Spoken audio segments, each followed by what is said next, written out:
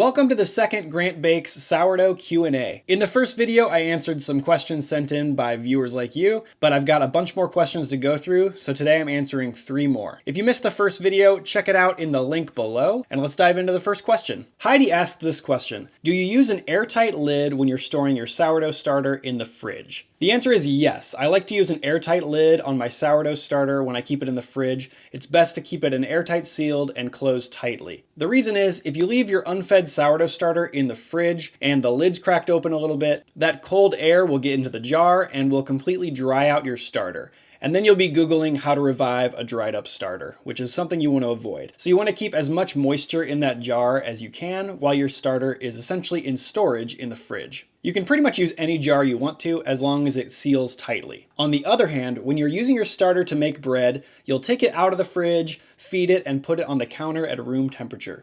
You don't necessarily want the lid to be airtight in this case. You want to give the starter a little bit of breathing room so that gas can release from that jar as it builds up as the starter is rising. To do this, just put your lid on top of the jar, but don't screw it tight. Just keep it loosely on top of the jar. That'll keep things from falling into the jar, but it will also allow enough freedom for CO2 gas to be released from the jar as the starter is rising. This will help avoid the exploding jar that apparently can sometimes happen. The jar that I use is actually a little bit unique in that it allows me to completely close the jar, so it's completely airtight, but this little rubber ring right here actually allows gas to escape the jar even while it's closed airtight. So essentially it's airtight from the outside, but from the inside, gas can escape while the starter is rising. I'll leave a link to this jar. It's just a simple bamboo lid jar from Amazon.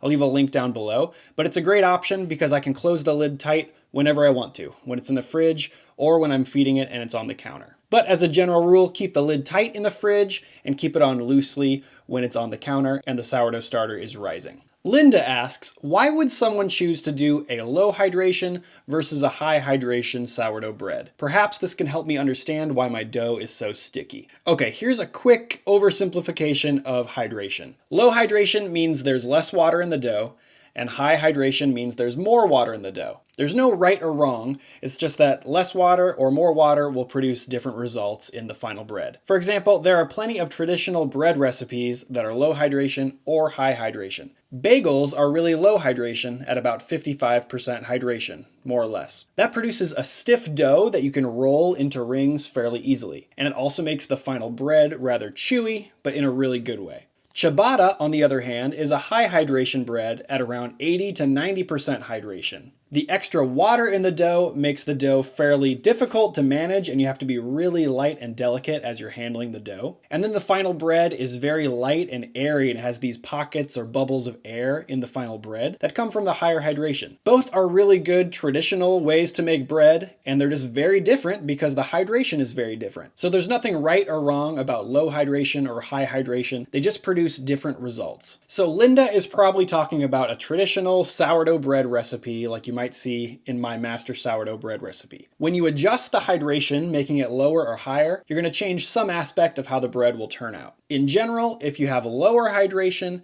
the dough is going to be easier to handle, and the final bread will have a crumb or interior of the bread that's just a little bit tighter. And if you increase the hydration, making it a high hydration bread, the dough will be a little more difficult to handle, and the final bread might turn out a little bit lighter and airier and have a slightly more open crumb. There are a lot of factors that go into crumb structure and what actually makes something open crumb or closed crumb, so that's an oversimplification, but hydration does have something to do with it. I've heard people say before that sourdough breads are naturally high hydration. That is not a rule at all whatsoever. I've made low hydration sourdough bagels, I've made high hydration sourdough ciabatta. They both turn out great, they're both different. There's nothing about sourdough that makes it have to be high hydration. It's just a popular way to make sourdough bread.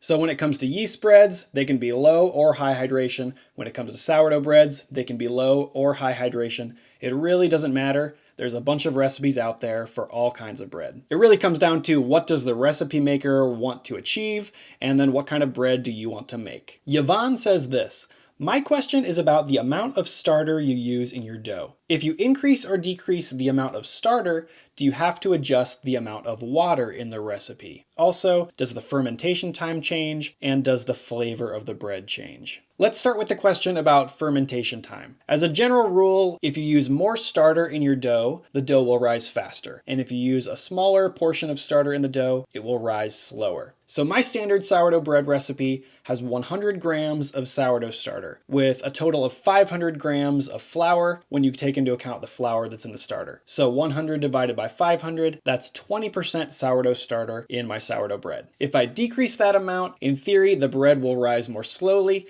and if I increase that amount of starter, it'll rise more quickly. I've actually tested this in 2 different videos. In one video, I made my same master sourdough bread recipe using just 1 gram of sourdough starter, and it took it forever to rise. But eventually, it did rise, and once it started rising, the dough almost overproofed. So you can definitely make a loaf of sourdough bread with very little starter. In another video, I made my same master sourdough bread recipe with 700 grams of sourdough starter, so it was a ridiculous amount of starter. That dough rose very quickly, so the fermentation time was a lot shorter. The amount of sourdough starter you use in your recipe will affect the fermentation time. When it comes to the water in your recipe, you will have to adjust that if you're changing the amount of starter that you're using. The more starter you use, if it's 100% hydration starter, then you'll typically need to reduce the amount of water in the recipe, and the less starter you use in your recipe, the more water you'll need to include. So if you're taking one recipe and adjusting the amount of starter in it,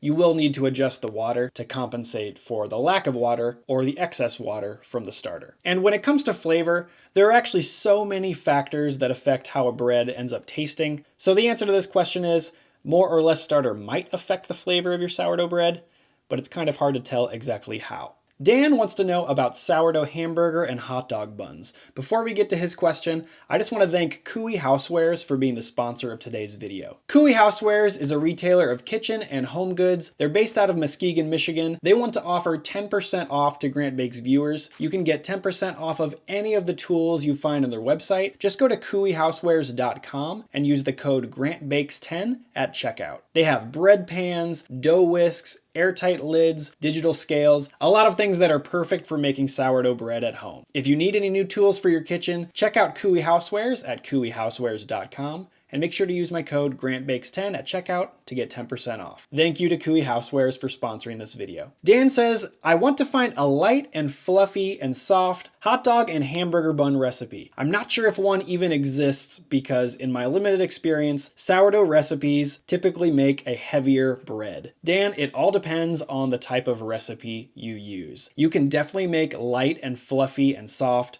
hamburger and hot dog buns using sourdough starter with absolutely no commercial yeast whatsoever. What I would try is to use any type of sourdough brioche or soft sandwich bread recipe. Then after bulk fermentation, divide the dough into little bun shapes or hot dog roll shapes and let them proof till about double in size. Brush them with a little bit of egg wash and bake them up. They should be perfect hot dog or hamburger buns. Now that you mention it, it is summertime.